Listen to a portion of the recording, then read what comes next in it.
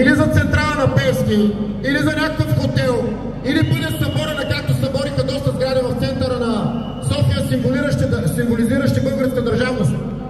Така че от днес нататък тази институция на практика вече е ликвидирана. Но походът на еничарите срещу българската държава не се изчерпва само единствено с това.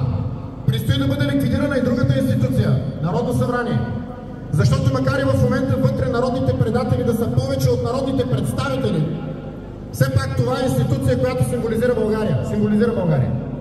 Но от днес нататък, ако този доклад бъде положителен, Народното събрание се изчерпва от съдържание, защото знаете ли какво ще се случи следващата година в началото, когато трябва да бъде гласуван бюджет на България?